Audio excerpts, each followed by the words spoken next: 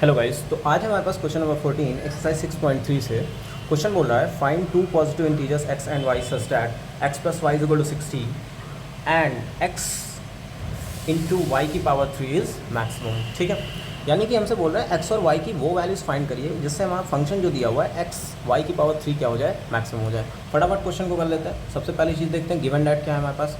तो ध्यान देखें, गिवन डैट क्या दिया हुआ है। गिवन डैट दे रखा है, दिया हुआ है x plus y is equal to 60। तो सबसे पहले क्या करेंगे, अब हमारे पास फंक्शन जो दे रखा है वो x y की पावर 3 दिया हुआ है। फंक्शन को एक टर्म में बनाने के लिए हम क्या करेंगे, यहाँ से y की वैल्यू सॉल्व कर लेंगे और y की वैल्यू यहाँ निकालेंगे तो कितना हो जाएगा 60 माइनस एक्स। क्लियर रहेगा। इसको लेट कर लेते हैं क्वेश्चन नंबर 1, इसको लेट कर लेते हैं क्वेश्चन नंबर 2। और जो हमारे पास फंक्शन दे रखा है वो दिया हुआ है f(x) is equal to x y की पावर 3। क्लियर रहेगा। फटाक से क्या करेंगे, y की वैल्यू पुट करेंगे। y की वैल्यू क्या हो जाएगी 60 माइनस एक्स हो जाएगी। ठीक है भाई, तो यहाँ पे 60 माइनस एक्स पुट करेंगे और फंक्शन हमारा क्या हो जाएगा, एक वेरिएबल में हो जाएगा। उसे कर लेंगे एक बार डिफरेंशिएट और डिफरेंशिएट करके निकालेंगे फटाफट क्रिटिकल पॉइंट्स। ठीक है, तो f(x) इज इक्वल टू हो जाएगा x y की पावर 3 है। y की वैल्यू कितनी दी हुई है 60 माइनस एक्स, तो यहाँ से हो जाएगा 60 माइनस एक्स की पावर 3। क्लियर रहेगा। ठीक, तो f(x) हमारे पास ये आ गया। अब f(x) को करना है एक बार डिफरेंशिएट। फटाफट डिफरेंशिएट कर लेते हैं। डिफरेंशिएट करेंगे तो क्या हो जाएगा, f(x) हमारे पास क्या निकल के आएगा। अगर ध्यान से देखें तो यहाँ पर दो फंक्शन हमारे क्या दे रखे हैं, प्रोडक्ट में दे रखे हैं। क्या दिया हुआ है, प्रोडक्ट रूल में। तो हम क्या करेंगे, प्रोडक्ट रूल अप्लाई करेंगे और प्रोडक्ट रूल अप्लाई करके इनको डिफरेंशिएट कर लेंगे। तो पहले क्या करते हैं, x को कर लेते हैं, फिर 60 माइनस एक्स पावर 3 को कर लेते हैं। तो पहले x को करेंगे तो क्या हो जाएगा, x को डिफरेंशिएट करेंगे तो x का डिफरेंशिएशन 1, यहाँ से आ जाएगा 60 माइनस एक्स की पावर 3। फर्स्ट टर्म को डिफरेंशिएट कर लिया, सेकंड टर्म को एज इट इज़ नोट कर लिया, प्लस सेकंड टर्म को डिफरेंशिएट करेंगे, फर्स्ट टर्म को एज इट इज़ नोट कर लेंगे। ठीक है भाई, तो यहाँ से आ जाएगा हमारे पास x। क्लियर रहेगा। और 60 माइनस एक्स पावर कितनी दे रखी थी 3, तो 3 पावर आगे आ जाएगी और एक पावर कम हो जाएगी। लेकिन मैंने देखा अंदर दे रखा है माइनस एक्स, अगर प्लस एक्स दिया होता तो डिफरेंशिएशन इतना ही आता, लेकिन माइनस एक्स दे रखा है तो यहाँ से -1 भी आएगा। x को डिफरेंशिएट करेंगे तो -1 आ जाएगा। क्लियर रहेगा। तो इक्वेशन हमारे पास आ जाएगी 60 माइनस एक्स की पावर 3 माइनस में हो जाएगा 3x 60 माइनस एक्स की पावर 2। क्लियर। ठीक, अब यहाँ से अगर हम देखें तो फैक्टराइज कर लेते हैं, क्योंकि x की वैल्यूज़ निकालनी है। तो x की वैल्यूज़ निकालने के लिए हम क्या करेंगे, ब्रैकेट्स क्रिएट करेंगे।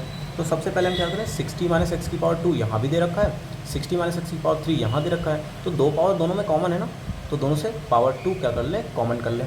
पावर 2 कॉमन करेंगे तो ये हो जाएगा 60 माइनस एक्स की पावर 2 कॉमन हो जाएगा।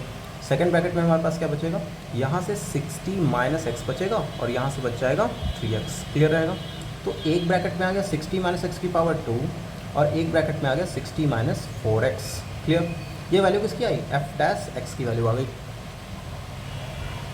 क्लियर रहेगा। तो वैल्यू किसकी आ गई, f(x) की वैल्यू आई, क्या आई 60 माइनस एक्स की power 2 into 60 minus 4x। Clear रहेगा। अब हमें क्या करना है, अब भाई साहब हमें निकालना है मैक्सिमम और मिनिमम पॉइंट। और मैक्सिमम और मिनिमम पॉइंट के लिए f' जो डेरिवेटिव आता है उसको क्या लेट कर लेते हैं, 0 लेट कर लेते हैं। तो f' को हम क्या करेंगे, 0 लेट कर लेंगे। तो हमारे पास जो फंक्शन दिया हुआ है 60 माइनस एक्स की पावर 2 एंड 60 माइनस 4x, ये भी क्या हो जाएगा, 0 हो जाएगा। और यहाँ से हम बात करें तो x की वैल्यू क्या आ जाएगी, एक आ जाएगी 60 और एक आ जाएगी x is equal to 15। Clear रहेगा। यहाँ से हम 4x को उस साइड ट्रांसफ़र करेंगे, प्लस में हो जाएगा और 4 से 60 को डिवाइड करेंगे कितना आ जाएगा, 15 आ जाएगा। तो x की वैल्यू एक कितनी आ गई, 60 आ गई, और एक x की वैल्यू कितनी आ गई, 15 आ जाएगी। और इन दोनों वैल्यूज़ को फंक्शन में, जो मेन फंक्शन हमारे पास दे रखा था x plus y is equal to 60, वहाँ पर पुट करके देखेंगे कि फंक्शन हमारा निगेटिव आ रहा है या फंक्शन हमारा पॉजिटिव आ रहा है। ठीक है, क्योंकि हमें मैक्सिमम और मिनिमम बताना है। तो हम अगर x इज इक्वल टू यहाँ पे 60 पुट करते हैं, यहाँ पे 60 पुट कर लें, क्योंकि x की वैल्यू निकल आई है, y की वैल्यू निकालनी है। तो x इज इक्वल टू 60 पे हमारे पास y की वैल्यू क्या आ जाएगी, 0 आ जाएगी। क्यों 0 आएगी, क्योंकि y is equal to 60 minus x दे रखा है। x is equal to 60 put करेंगे तो y की वैल्यू क्या हो जाएगी, 0 हो जाएगी। लेकिन x इज इक्वल टू 15 पे y की वैल्यू क्या आएगी, y की वैल्यू आ जाएगी 45। क्लियर रहेगा।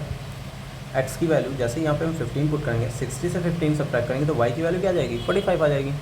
अब एक चीज़ आप बताइए, मैं x इंटू वाई क्यूब निकालने वाला हूँ। x इंटू वाई क्यूब में एक वैल्यू हमारे पास क्या दे रखी, 0 दे रखी, और फिर 0 का क्यूब, तो 0 का क्यूब तो 0 ही होता है। और फिर 0 को किसी भी नंबर से मल्टीप्लाई करेंगे तो ओवरऑल क्या आने वाला है, 0 आने वाला है। तो 0 को तो ना तो हम मैक्सिमम बोलेंगे ना मिनिमम बोलेंगे। ठीक है, क्यों? क्योंकि हमारे पास सेकंड केस भी दे रखा है। अगर फर्स्ट केस भी यही होता, लास्ट केस भी यही होता, तब हम बोल देते कि हाँ मैक्सिमम वैल्यू है, बट हमारे पास x की वैल्यू अनदर वैल्यूज़ भी दे रखी हैं और मैक्सिमम वैल्यू दे रखी हैं, पॉजिटिव वैल्यू दे रखी हैं। तो हम क्या करेंगे, सेकंड केस चेक करेंगे और लेट कर लेंगे बाई केस सेकंड। ठीक है, यहाँ पर x की वैल्यू क्या दे रखी है, 15 दे रखी, y की वैल्यू क्या दे रखी है, 45 दे रखी है। तो f(x) हमारे पास क्या दिया हुआ था, xy की पावर 3। अगर हम यहाँ से x की वैल्यू 15 पुट कर लें, y की वैल्यू 45 का क्यूब हो जाए, तो ओवरऑल हमें पता है ना कि fx की वैल्यू क्या आएगी, पॉजिटिव आएगी। और fx की वैल्यू पॉजिटिव, दैट मीन्स जो पॉइंट्स हमने पुट किए थे वो क्या आएंगे, हमारे मैक्सिमम पॉइंट आएंगे। हैंस रिक्वायर्ड नंबर क्या हो जाएंगे हमारे, x = 15 हो जाएगा एंड y = 45। क्लियर रहेगा? ये हो जाएंगे हमारे नंबर जिस पे हमारा जो प्रोडक्ट आएगा वो क्या आएगा, मैक्सिमम आएगा। क्यों? क्योंकि x = 15 और y = 45 पे वैल्यू क्या रहने वाली है, 0 से बड़ी, यानी कि पॉजिटिव वैल्यू। क्लियर रहेगा? Okay, thank you.